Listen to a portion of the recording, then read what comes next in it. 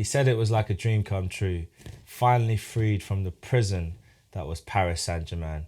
I'm adding a bit of paraphrasing here. But Kylian Mbappe is officially a Real Madrid player after years, months of speculation and over 100 tweets from Fabrizio Romano. We can finally say the saga is over. He's joined his dream club, ready to put his name amongst the list of Real Madrid legends, the new Galactico, a true Galactico. And will he live up to the billing in this coming season and in his 5 years at Real Madrid?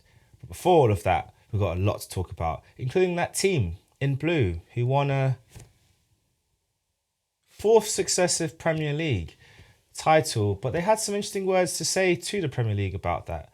We're going to get into that and more in this week's episode of One Click from Glory, and I'm joined as always by Craig and Matthew. But we're going to start off talking about the man, the legend, started at Monaco, made his move to Paris, Kylian Mbappe, finally a Real Madrid player. Matthew, when you saw the news, firstly, were you finally happy that it's over? And what's your kind of thoughts around it now that it's confirmed and official? He's finally at a club that's going to be able to maximize the talents that he's already have at such a young age. And, you know, he's only at this age right now, considering, you know, his numbers were so good this season anyway, despite the fact that the Champions League still eluded him after all these years. He's only really going to get better from here. You know, he's got a coach that knows what it means to be a success, and he wants to win. You can see that. He had a taste of the World Cup glory back in 2018. He almost had a taste of it again in 2022. The guy wants to win.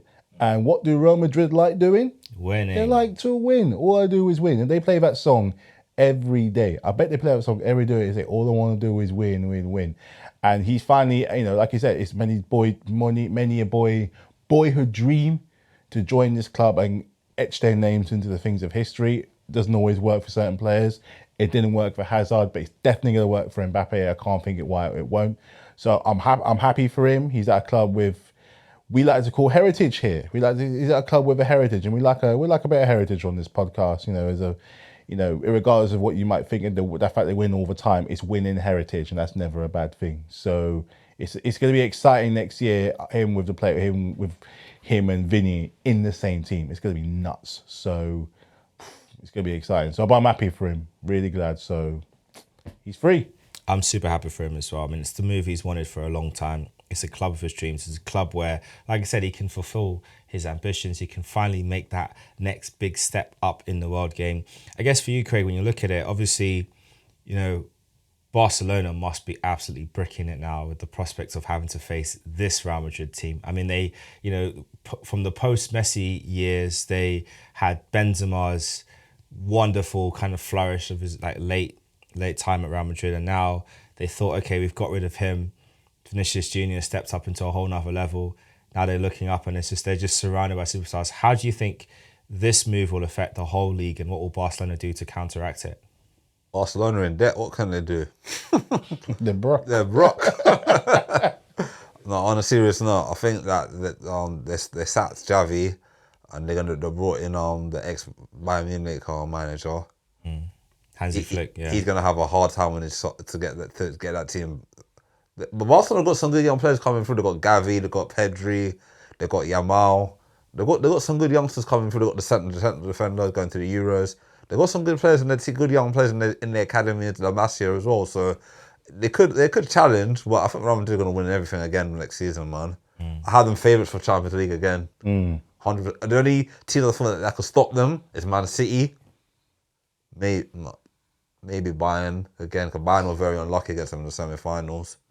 I think only those teams, maybe Juventus might have a good run. If they get a good coaching. I think Atlanta will be a surprise one in the Champions League next year. Watch out for Atlanta. Well, Juventus have hired Thiago Motta. So, you know, and he did an amazing job last season at his previous club. So, I guess it's a good shout. Yes, I think Atlanta to watch out for in the Champions League. I think they'll surprise a few teams. But I think Real Madrid are my favourites for the Champions. Even before Mbappe was coming, if Mbappe never signed, I think they're going to be favourites again. I think every season they're going to be favourites. Look at the team they've got. Jude Bellingham. They got Vinicius. They got Rodrigo. Where's Rodrigo going to play next season? With Mbappe. They got Endrick. If what Endrick is coming to Madrid, the 17-year-old soon turn 18. coming to Madrid. Turning You've it got around, man. Hostelu. They're gonna sign. Hostlu's getting signed as well. How's Ancelotti gonna keep? And they got Gula as well. They're a Turkish superstar. The new Ozil, they're saying. How are they gonna keep all these players happy? Well, I think the good thing for Madrid is that they've got the right manager who understands how to balance it out. And in fact, right now I'm reading Ancelotti's book called Quiet Leadership. It's quite interesting because he talks a lot about his time, I think when he was at Parma, but one of his previous clubs, and he had a chance to sign Roberto Baggio, and he turned him down because he was like, I play a 4-4-2, I don't play a 4-4-1-1, so he didn't sign him. And obviously Baggio went on, signed the next club and became the superstar that we all know him to be, and the legend that he became. And from that moment, Ancelotti learned how to change and adapt to the players he had. So when he signed Zidane at Juventus, Zidane can't play left, so he played him in the 10, and he changed the formation. He going to a back three at that time for the first time ever in his career. He had a 3-4-1-2 formation because I got to give Zidane number 10 position. I got to make it work. And even when he was managing Pirlo, and Pirlo was first starting at Milan, he was an attacking midfielder. He wasn't a defensive midfielder. That everyone knows him as a deep line playmaker. That was not his game. He was an attacking midfielder. And you look at that Milan squad back then, Seedorf, Kaká, so many players that I guess Rui Costa probably might have been. He was there. Nearing the end of his time. I think the reason why he left Milan because of Kaka's development, made him leave Milan. But then even then he had a chat with Pirlo and said, "Look, I want you to play deeper in midfield because you can still dictate the play." And look at the legend that Pirlo became as a deep line midfielder. And if he'd stayed as a number 10, probably wouldn't have done it. So I think Madrid have no issues with those players. I mean, this season he found a way to rotate everyone, give people games. The previous season, Camavinga was playing left back. This season he starts Champions League in the holding midfield. In fact, in the summer last year, there was rumours that is Camavinga going to go? He said the requirements because Chimeni's there. They got Modric, they got Kroos, they got Valverde. All these guys want to play in the same areas. They're bringing in Bellingham. What's he going to do? And look where he is now. He started Champions League final. So I don't think there'll be any issue of rotating them. I think they'll give Endrick time to bed in, so he'll be the rotation option. Mbappe will start. The only question will be positional fit on the pitch because Mbappe does not really want to play through the middle as a number 9. He likes to drift wide or start wide. Vinicius is best wide left, and contrary to popular belief, Rodrigo's preferred position is also wide left. He may start wide right, but he actually prefers wide left. So the only issue they might have is dealing with that. And knowing Ancelotti, he'll just give them that rotation, positional rotation. Because in the final, there were moments when Rodrigo was wide left, Vinicius was in the middle, and there were times when Vinicius was wide left, Rodrigo was up front. Then there were times when there was no one up front, and they were both on the wings. So yeah, I'm not worried about how he's going to fit them in. It's just going to be a case of balancing egos, make sure that everyone's happy with the game time they get. Because if you're Mbappe, you can't. As much as you want to start every game, you might not start every game. Like I said, Hostelu might be better suited for some matches, so you might have to hold bench. And how is he going to deal with that? You've gone from being the main man to now you're a part of the stars. And are you going to be okay with being part of the stars? Even though your star might shine very bright, but are you going to be okay with being part of the stars as opposed to being the main man? Even though you can become the main man here, but are you going to be okay being part of the stars to start off with? And how long will you be happy being that? That's the challenge. But they've got the perfect manager for it. Any other manager, and I think it could end badly. Like if Jose was still there, I think if Jose was still there, I think Mbappe would have a great season. But season 2, then we'll start to see the cracks. So I guess on that note, when do you think he's likely to win the Ballon d'Or now, Matthew? I think we talked about this before we started this, and I think it kind of depends. It's perfect time because the Euros is coming up. So not only is he going joining a brand new club, that incentive now is going to help him perform well in the Euros. Because in the internationals, he genuinely does very, very well. Considering in the last time, when he was in the World Cup, he still didn't get it. And bear in mind, he was a top scorer as well. Scoring 3 goals in the World Cup final and still not getting it shows you the standard that they want you to have it. And then there was a certain little Argentinian that had that win the tournament, they got in the way. Anyway, but now we're seeing the back of that kind of Ronaldo, Messi domination of the Ballon d'Or. So now it's the next guy's turn, and you can't argue that he will be one of the ones that is up there to do so. It's going to depend on how he does in the Euros, really and truly, to see what he can get. Because like I said, the last few international tournaments they've been in, they've genuinely got quite far. And it's a big chunk of it is down to him. He's still, he's still very much in form. He's still got so many years ahead of him. And I just think that's going to be an encouragement for him to do a lot more. Whether I think he's going to win it this year, I'm not so sure. But if not this year, Will predicts him to have a great year anyway. It's going to be next year. He can't go this far and not. He can't be of that list of players that go through so many years and don't get a sniff near one. So he's got to be doing it next year. I think, give it a year time, he'll be on it. It's a good shout, Craig. What do you think for Ballon d'Or shouts for Mbappe? Next year. I think if he has a good season, good Euros, has a good season in Madrid, they win every trophy that's available to them to win. His first game for Madrid is going to be the Super Cup. Super Cup against Atlanta. He wins that, wins La Liga, wins the Copa del Rey, wins the Champions League, treble season, wins the Club World Cup. Yeah. 4 to 5 trophies in one season. Can't see fairer than that. Can't see. That's fair. And he wins the Euros as well. 6 trophies in 12 months. Light work. Light work.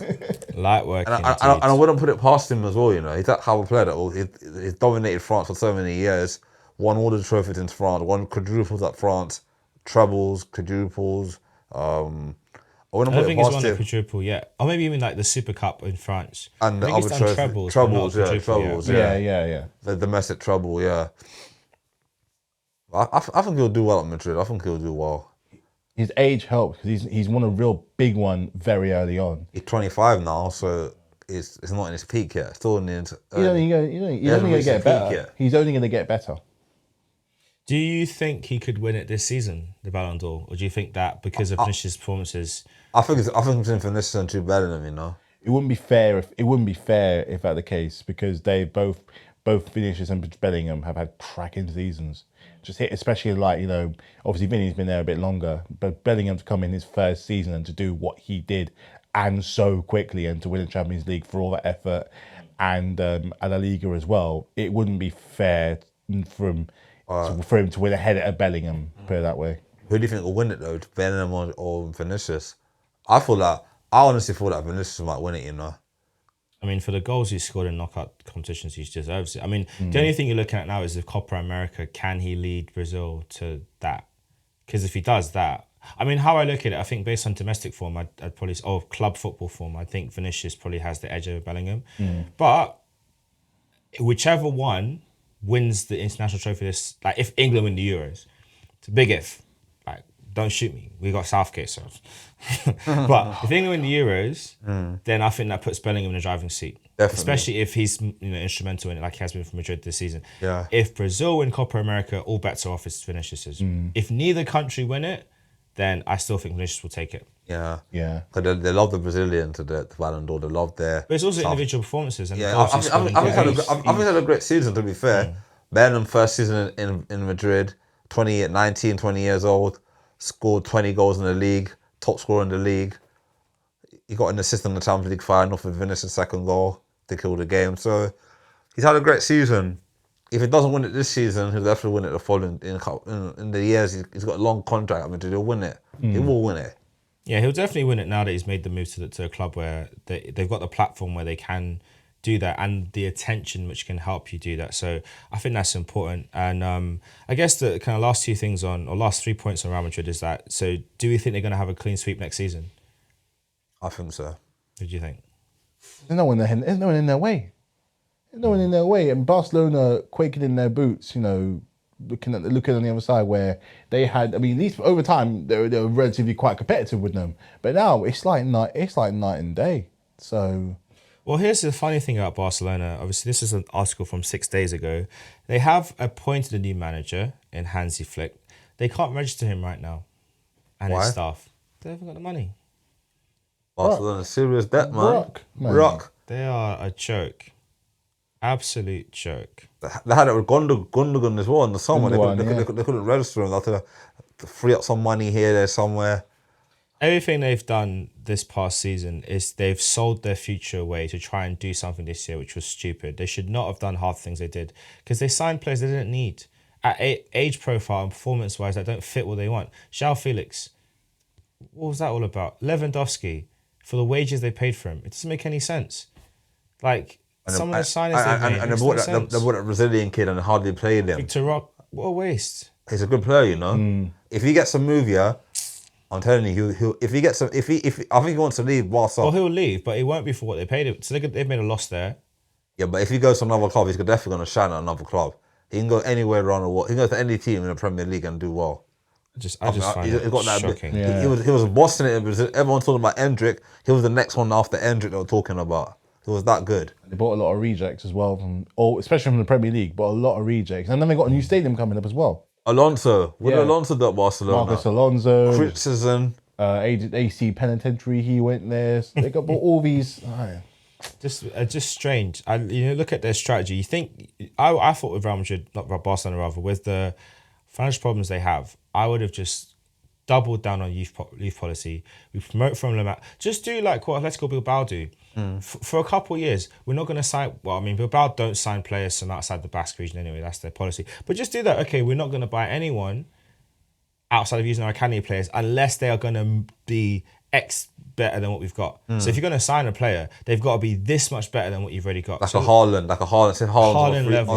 Or you're getting Haaland before he's there. It's like you're buying the Salzburg Haaland, not the Dortmund Haaland. So just like okay, there's enough there we can work with. We can kind of coach him like up. Benjamin Sesko, the one at Arsenal's been linked. Someone like that. At that point, on the cusp of the next big thing. Of great things, Or if you're going to go for a big player, it's a player at the right age profile that's going to fit your club and do well. João Felix, I don't want to pick on the guy because I actually like him as a footballer, but he has just not done it. When you guys signed him, I was gutted. Then I watched him up close and I was like, thank God he went to Chelsea, the club that deserves him. He got a couple of red cards for you, didn't he? But he's just attitude. He looked lethargic. I think he thinks he's better than what he is. And he's not saying he's not a good player, but in his head, he thinks he's on Cristiano Ronaldo's level. In reality, he's on Nani's level. But he plays like he's on Ronaldo's level, so he doesn't deliver what he can do. And that's the problem. Whereas if he played on Nani's level, like mentally, he'd be fine. And then he would actually elevate himself to Ronaldo's level eventually. Yeah. I feel like Atletico wasted a lot of money. They paid over 100 million for him. 130 million they paid for him. That's a lot of money. So Barcelona, I have no sympathy for them and their idiocy. I guess the last point on this is Ancelotti. Like, what do we think he's going to add to Mbappe's game in terms of his development? Because like I said, he's probably, I would say comfortably, he's the best manager in football right now, and you could argue of all time he's definitely going to be in the top 5 coaches of all time. But how much do you think he's going to add to Mbappe's game? I feel like it's going to be clutch moments like Champions League finals, Cup finals. Going to make him more. And even though he's done it in the World Cup for France, scored in the big games, he's going to want him to score in every big game, have that impact in every big game, not just the like quarterfinals, like semi-final, finals. Be the main man. I know he's going to Madrid with a lot of Galacticos and superstars, but I also make him the main man there. But he has to work with the team, not all about him, because he has got a little bit of an ego, like a little arrogance about him. Well, all the great players have that arrogance about them. Thierry Henry had it, Drogba had it. I'm the best. Give me the ball. I'll show what I can do. So I think he just needs to do that in a team environment. PSG, he was carrying PSG. All them years, he was carrying them. His back must be sore, man. He was carrying PSG. They had the Messis, they had the Ronaldos, they had the Neymars, and they still couldn't win Champions League. Before that, there's Zlatan. Cavani, all these players, and they couldn't win Champions League. So it goes to show that sometimes the project that they didn't work. That being said, if Madrid don't win the Champions League next season or they don't make the final, do you think a narrative could be created around him? I'm not saying that there should be, and that would be fair, because obviously Champions League is knockout football. Anything can happen. Of course. But considering that, their rate in the last few seasons, if they don't make it, how do you think that could play out in the press? It'd be bad on Ancelotti. Ancelotti might lose his job. It could be that bad. I mean, they're taking that. I mean, I know it's a free transfer, but it's free transfer. There's no such thing as a free transfer because it's a lot riding on him being brought to this club. It's his dream club. That doesn't mean it's going to be a free ride all the time. They've paid him a lot of money as a signing on fee. It's not a free transfer. It's not free. There's no such thing as a free transfer because just how much money he is getting to match it for PSG. But it could go one of two ways. To take that weight off of his back, while you are still a star, if you look around at all the best clubs, they're still very much part of an effective system. The way that you guys do it, the way that Man City do it, with Haaland, you're the star, but you're part of an effective system, which is why Phil Foden was Player of the Year. Part of an effective system. And it's going to be like that for, say, someone like Mbappe, where it's a chance that he might not be getting those bombastic numbers as he did for PSG, because if he wasn't doing it, no one else will. However, he's going to be part of a more effective team. So his numbers, his contributions, his performances are going to go towards something greater. And then in return, make him a much more of a whole player. As I said before, you go around to all these teams, there's no such thing as a star guy no more. And even if we do say that, they're still part of a very good team. There's no case of carrying on anyone's backs in the best teams. But if it is to go wrong at this point of the Champions League, he doesn't make a semi-final, it's going to depend on how we do in other tournaments in the season. Is he coming off the back of an international tournament win? We don't know. But it'll be a case of a disappointment because the expectation is just so damn high. Because with the team you've got, you're expected to get the bare minimum is the final. Bare minimum. So if they fall just short, they will look at that and be like, found a chink in the armour.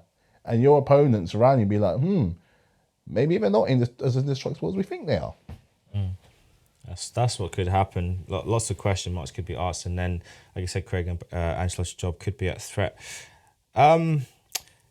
We start off this podcast talking about heritage in football. Real Madrid, AC Milan, Liverpool, Celtic, Ajax. I could go on. Culture clubs. When you hear the name, you know what they stand for. It's one name that when we hear nowadays, it's only one word that comes to mind. Man City, cheat. They have lodged a court case against the Premier League. Let me just take a second here to think about it a second. The club that has had 115 charges lingering around them for the past 3 to 4 years have decided to take the Premier League to court to challenge the Premier League's associated party transaction rules. Now, to explain that in simple English, basically, when you want to get sponsorship deals, there's an independent body or regulator which was voted for by the Premier League clubs that assesses whether the value of the sponsorship that you have proposed is accurate. Now, Man City think that is unfair and they want that removed. Before we open it up to the guys to discuss and debate their thoughts on this, I just wanted to go through the commercial revenue changes between the true top five, as they're referred to, as from 2009 to 2019. We're going to start off with my beloved club, and we're going to end with Man City for you guys to get a feel for how absurd this looks when you think about the reputation of these clubs. So Arsenal's revenue in 2009 from commercial avenues was 48 million.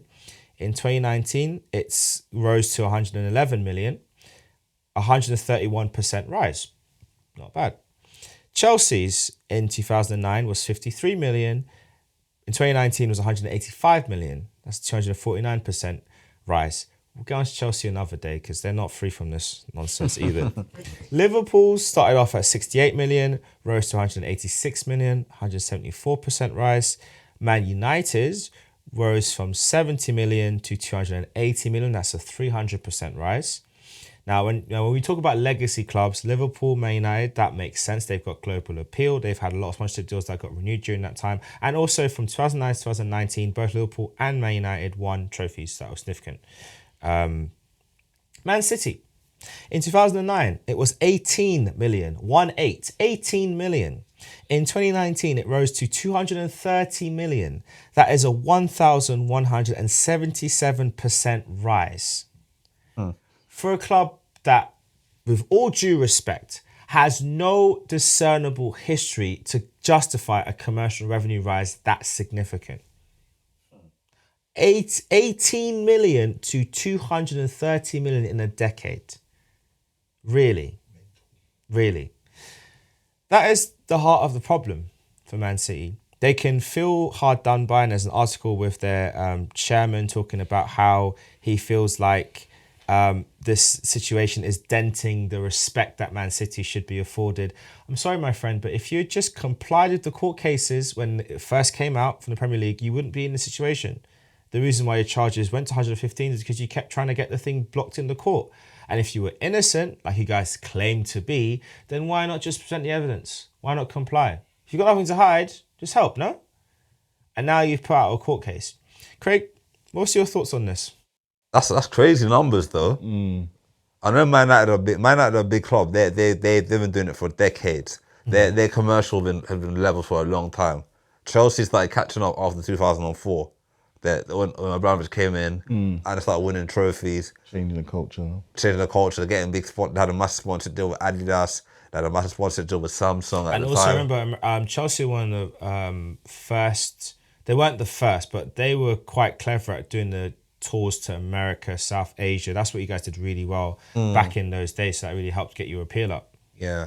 Arsenal as well did. Arsenal the third biggest club in England. Yeah, but our commercials have always been poor. So we're getting to it. We're getting to that. Yeah. Kroenke's are kind of Josh Kroenke and Stan Kroenke kind of trying to get us more commercial sponsorship. And I think the club are doing better on the pitch as well now, on like doing one in the league and all that. So the revenue will definitely get higher and higher.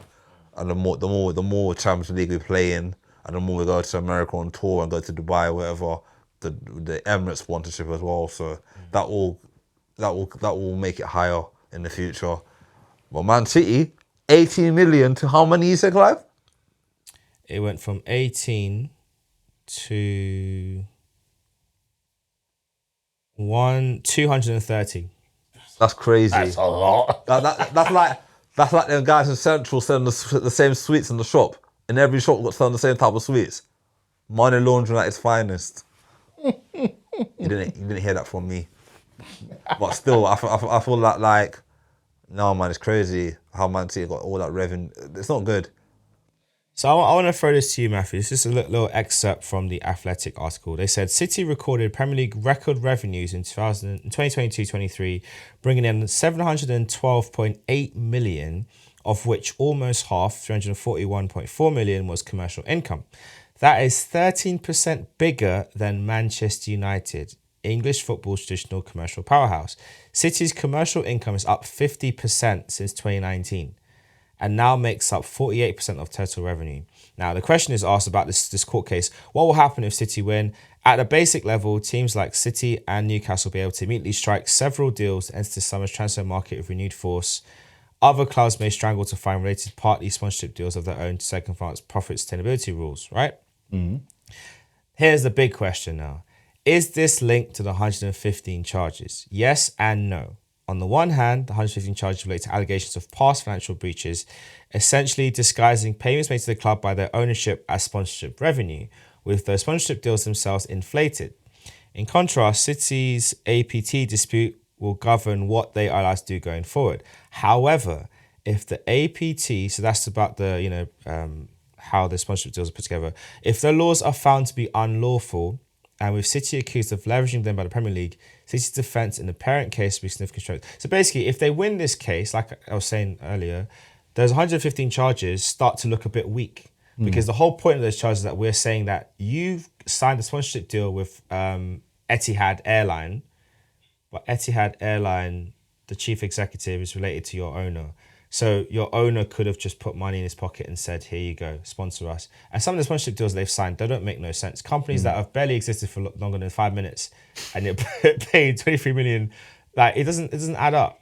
It does not add up. And like, let's just be honest, like Man City as a club do not have the global reputation and recognition to command that commercial revenue. They don't. They still don't. And the way how you know it is when you go on holiday, what's the likelihood of you spotting a Man City shirt?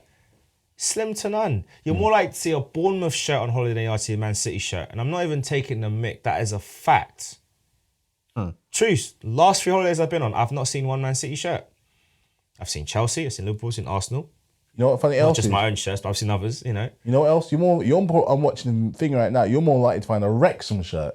Leicester City I saw. Yeah. Yeah, big in the Middle East, Leicester City. Yeah, I saw a Their couple. owners. I saw a couple Tottenham shirts. I was a bit confused, but it is what it is. Each to their own. But I didn't see no Man City shirts. Now, I mean, I saw a couple knockoff ones. Let's be fair, but not the real. So I don't get this whole idea that they're now on par and created a Manchester United to command commercial revenue. You could argue their success in recent years would give them some kind of appeal, but it doesn't. But yeah, Matthew, what's your thoughts on them charging the Premier League and taking them to court? I mean, it's like the Super League's already here, isn't it? They might as well just do a Super League if that's the way inclined of doing it. They are like chief of doing this sort of thing of like making it all about the numbers and the money. Like, it's different when you have our clubs out there. There's a sense of something. Even like us, we've only been around, only been doing it for like 20 or so years, but that's building heritage within a time. It's not like we were massively dominant over so many periods. We still had sparring partners. I'm gonna say this: you guys started this problem. I'll be gentle with Chelsea, but you lot started this crap with Abramovich. But we were good at it. That's the thing, and we didn't go to. And we still had some kind of appeal to them. There's no, like you said, there's no appeal with these guys because there's nothing there. It's just built out of. It's like it's been around for 10 minutes, and all of a sudden they've got all the answers, and you do begin to wonder. It's like, how do you feel like you're bigger than the Premier League? And I think isn't Pep like known for this? Because when he at Barcelona, when he basically taking on Spain at one point when he was like manager, didn't he basically try to take on Spain as part of this whole thing with Catalonia? I don't know if I'm getting mistaken, but I think it might be right. I heard about that still. He's got that in him where it's just like, he lives in his little world sort of thing and just goes on and does this. And it just makes the Premier League, or the FA at least, it makes them just look a little bit weak in that kind of case if they are to win. Because what's to say to all the other clubs that can't even get anywhere near that, they try so hard, with things like this, the likelihoods of seeing a Leicester win the Premier League it's probably never going to happen again if that's the case, So you have to show some solidarity, out there, for the rest of the clubs to show that this can't go on and stand firm with what you mean and just don't make it all about the damn money. That's what a big part of this is.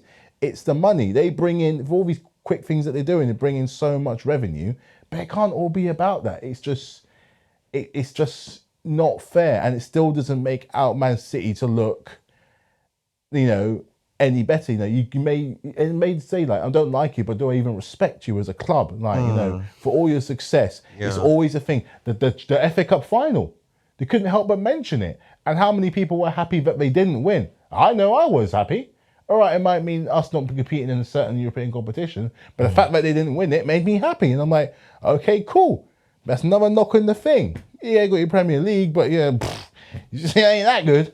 Like, it just screams of so many problems if it goes the way we think it's going to go.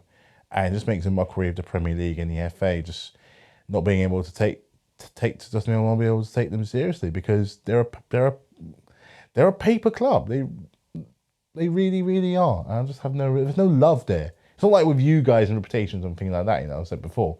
There's just no love. Yeah, there's no love and no good, and there's no culture. That's what it is. There's no like, you wouldn't feel like you're welcome there. You probably might have to pay 50 quid to get a bottle of water, sort of thing. That's the kind of general consensus I get. It's all cost, and it just robs football of what it's meant to be. You get dominant clubs, but not this dominant. No, it's a bit mad, but yeah, I guess we're gonna see how it all pans out, because if they win this court case, it really will splinter the league. I mean, I think the league is already pretty much fractured because Man City spend a lot, and like I said, they kind of make up the sponsorship as they go along. But if they win this court case, then what's the point? Like, Nottingham Forest will sit back and think, so why were we punished then? Yeah. Twice. Everton will say the same. Leicester as well have been punished before even coming up. So it's like, why have we had to suffer for this then? If they can just say this is not null and void, I just think from Man City it's very stupid and selfish and misguided thing to do, because ultimately what you are actually doing by bringing this case to court is you're saying effectively, look guys, we know we're guilty, but the reason we're guilty is because your rules are bad. That's what it looks like. That's what they're basically saying. They're saying, look, country judge, look, okay, guys, we're guilty, but it's not our fault we're guilty. It's your fault for having stupid rules. So for me, I look at it and think, well, if that's how you really feel, why are you opening yourself up now to scrutiny? Because again, if I'm the Premier League, because there's this court case happening next week, if I'm the Premier League, I'll say to them, look, you want to take us to court over this? Fine. We're going to kick you out. I'll kick them out of the league. I'd kick them out, you know. And bring back Leeds. I'd kick them out. Like honestly, if the Premier League win the case against them, I would say because of your flagrant disregard for our rules as a body, your disregard for your fellow clubs, because it's not the Premier League that put this thing in place. The other clubs, they all voted on it. And how it works is the Premier League works. They have a system where you have to have a majority of 16 to get, no, actually a majority of 14 to get rules passed, because they've done that because the Big Six, they don't want to have a Big Six cartel. So the 14 other clubs have actually got veto power over the top 6. That's how it works. They actually need a majority of 14 to get things passed. 16 is ideal, but in certain situations, 14 will do. And if they don't have the 14, and if any abstains, then that ratio goes down. But they always have a majority, so it's fine, right?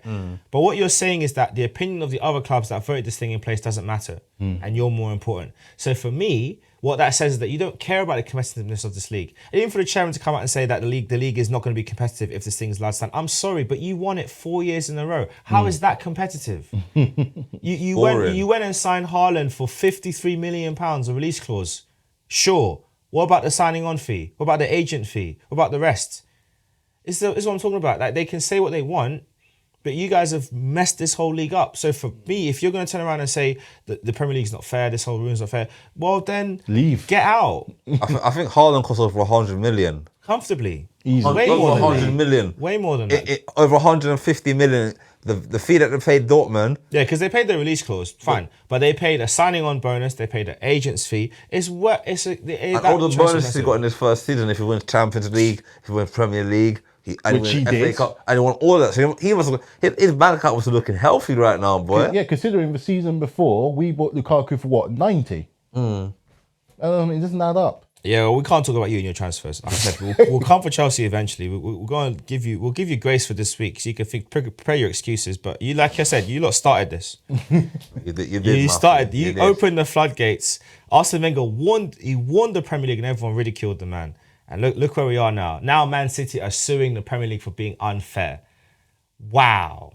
I think Everton should sue the Premier League for being unfair. Everton are Nottingham Forest for what them charges they gave them, and Leicester as well. Their charges came out quick. I know if Man City get away with this, yeah, and they win the case, that's like Man City sticking 2 fingers up to the FA and saying, you know what, we don't care about your rules. F your rules. We're gonna do what we want. Here's some money. Yeah, a little backhander to a couple of them. Yeah, they take it. Yeah. It just doesn't make sense. Their commercial revenue growth, it does not make any sense. That's crazy. It doesn't add up. It doesn't, like, I'm looking at a graph when it's showing you visually how much you're telling me they've dwarfed Man United and Liverpool. As a global brand as well. How does that make sense? And Man United had a couple of poor seasons, but they still won trophies in that time. Man United They won Europa League, they won League Cup, they won FA Cup around that time. Man United could go the next 5 years, hopefully, winning nothing, And it's still finishing gonna be 5th. Yeah. They will still have more commercial revenue than you because of the brand of the name. And the history as well. The history. They won the league 20 times. They won Champions League. They won trebles. They've won FA Cup. They won League Cups. They have historical players like Cantona. A lot of fans, Man United fans, will be fans of Cantona. They had Brian Robson. You got Bobby Charlton. All them big. Beyond football, the culture. Yeah, let's be honest. If you were to throw out like a club name, so if I was to say Leicester, you're going to think about the league title they won, right? If I throw out Liverpool, you're going to think about Gerrard's moment. You're going to think about Milan. You're going to think about you can just start picturing moments in history where they've done something. When I say Man United, you got the Busby Babes, you got the class of '99, you've got the 08 team winning Champions League. You can think of all these moments. When I think about Man City, really in my head right now, I've got Aguero. Yeah. And I've got the treble. That's it. That's all I can think of. But everything else since then, I'm like, and Sean Go to the GOAT. Let me not forget him. Legend. You're thinking of Chelsea. You got the club that won when they won the FA Cup in 97. 97, yeah. Hoodit. Yeah. Look, when I think times. about Chelsea, I've got Drogba and Senderos stuck in my head. I've got Essien's wonder goal. I've got Jose Mourinho, Hazard turning Coquelin into a Beyblade. You know, I've got the Europa League final in Baku. I saw highlights of that today. I still paying for I it. can't watch that highlights at all. I watched Werby's goal and that was Emery, about you've it. got blood on your hands. But I can think of that. Man City, I can't think of much things they've done. And even the fact that they have the audacity to say that if they, with this court case they've put in through, if they lose this court case, apparently they might have to reduce their funding to the women's team and their community projects. Shameless. You lot are a disgrace. Absolutely shameless. There's no way in hell you should be using that as a threat against the league for doing what you want to do. It's disgusting. Well, what they say they were doing? They said that if they lose this case and the hunting charges go through, they may not be able to fund community projects or their women's team or their youth team. That's low. That is low. Do you know how disgusting that is? That is coward. That's like taking a girl out on a date and telling her I can't afford the food. Coward. Can you pay for me kind of thing? If you know what I mean. Coward. Nah, fam. That's not what it is. I'm not going to say what it is, but it's not what it is. It's worse than that. It's expecting something if you pay. That's what they're doing. And if you don't pay, you're not getting. If you don't get, you're not gonna pay. That's what you lot are doing. You're a nasty club. Petty. Nasty club, man. You know what? They are. They're the Tim Westwood of football. Team Westwood. That's it. That's if you know, you know. Man City are the Tim Westwood of football. There, I said it. That's what they are, man. Petty. Dirty club. And on that note, I guess that's our final thing to kind of have a happy ending to the podcast. Let's pick our team of the season. 11 players by position. Goalkeeper. Who you got, Craig? Raya. Ray. Oh, who you got, Matthew? Goalkeeper. That's team of the season. Had someone different than Raya, but he's had a good year. He's had a very good year. Properly disposed of, not disposed, but Ramsdale's barely got a look in. I'm not gonna go for.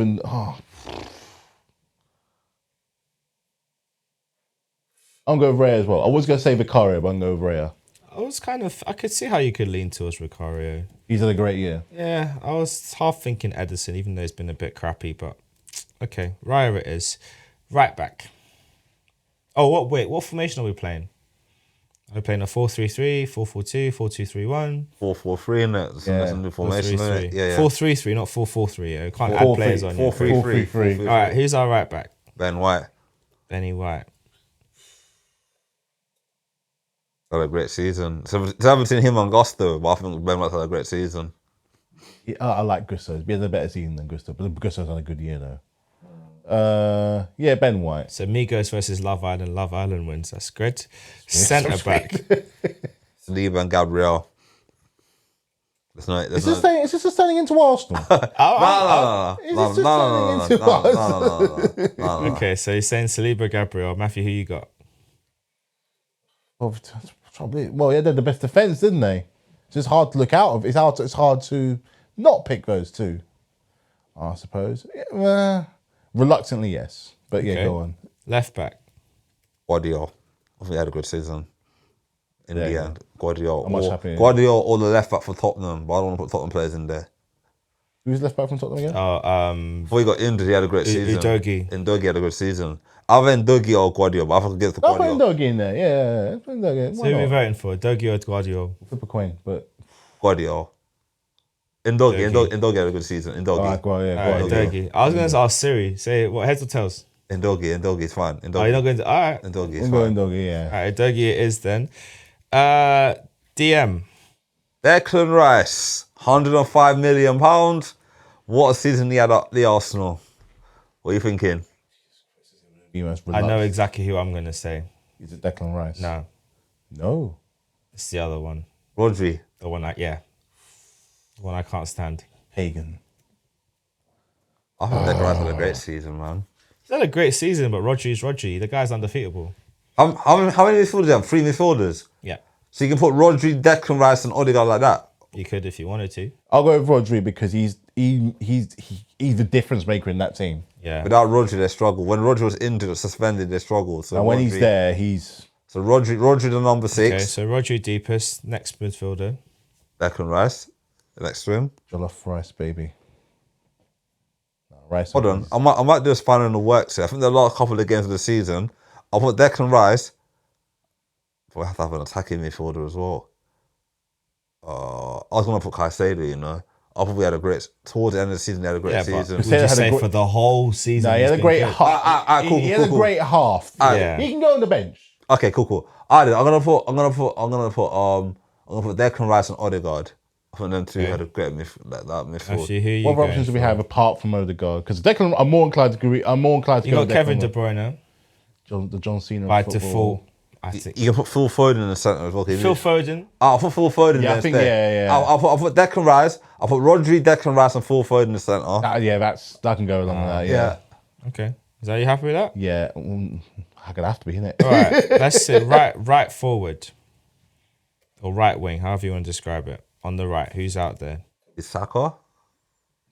Saka had an up and down season. There's only one name that deserves to go on that. I'm sorry.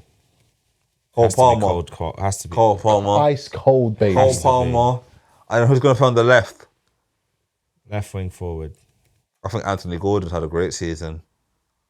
That's why he might get picked for the Euros. Anthony Gordon had a great season. He since getting there, when he actually does, he does do pretty well. I think Anthony Gordon had a great season.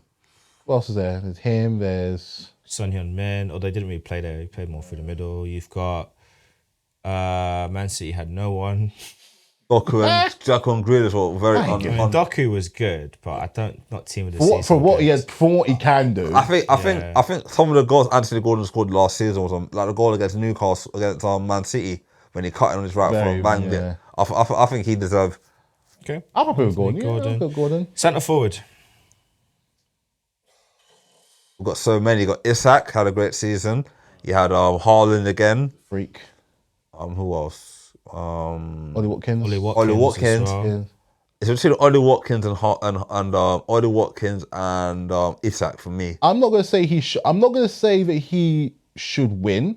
I don't think we're gonna put him, but maybe as a wild card, Dominic Solanke, Ooh. because he did. He is joint fourth on the list of top goal scorers this season think with Foden and Watkins on 19 goals. And I think he did. They did get their best finish. Under the manager in his first season, so he transformed his career. So but you put Solanke over Haaland. No, I said that it's a wild card. I think Isak. Isak had a great season. Yeah, And he might get a big move this summer. So I think if Newcastle, that's what it's leading to. Yeah, Yeah. it's a chance of a big move. I think Isak had a great season. All right. Well, that's our team of the season. If you disagree with it, write it in the comments. Let us know who you think. If you think our ball knowledge is a bit lacking, your mum. Just joking. Just joking.